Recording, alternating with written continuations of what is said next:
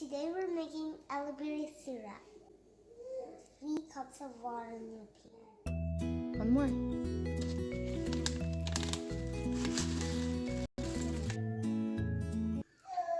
3 cups with dry elderberry. Now we're going to put the water to our boil.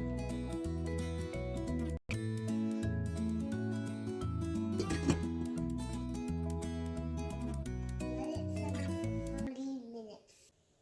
The wiggly will go down by 1/3. This will take about 30 minutes.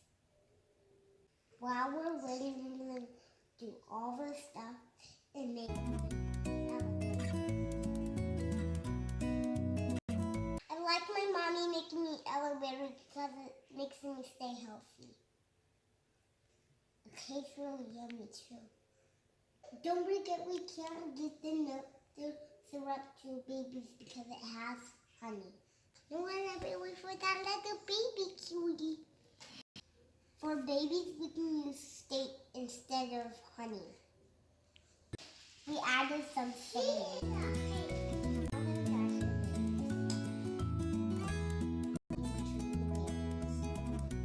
Now we're going to throw this in there.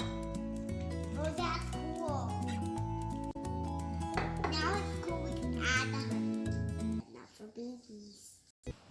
1 cup of honey.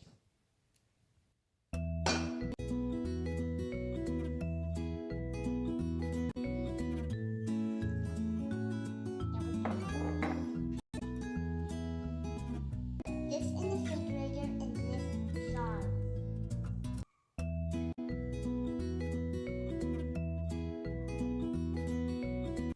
That was fun and easy.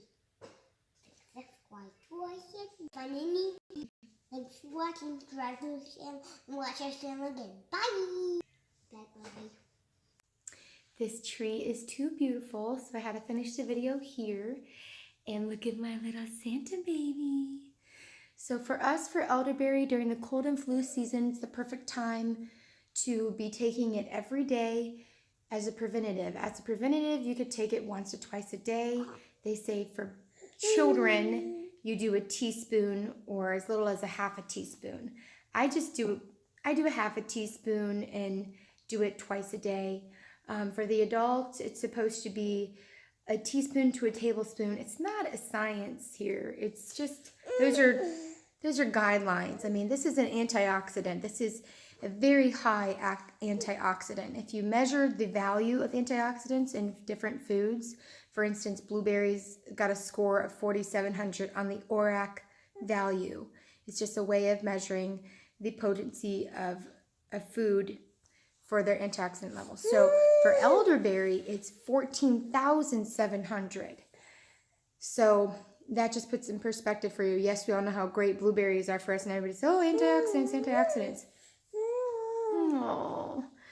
So those are some of the guidelines. Now, if you're going to be going somewhere, specifically on vacation or around people who are sick, that you know are going to be sick or something like that, they recommend, what I've read, is 3 times a day for a week leading up to that event.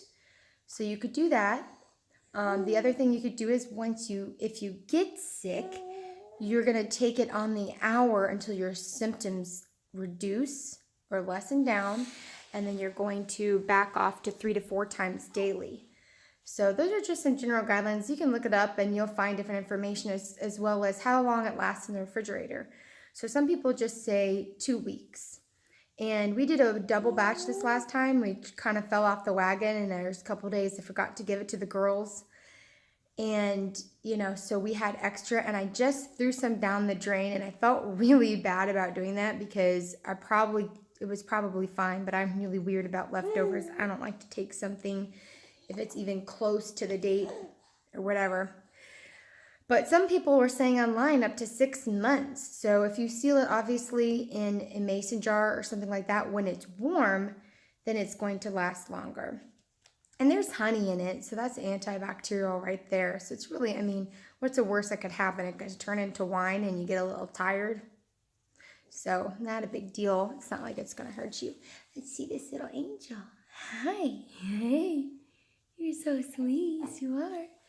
So I've got 4 daughters, and a newborn. So for us, taking it every day is awesome. But obviously, some of the other benefits is it acts as an antiviral and an antibacterial, super high in vitamin A.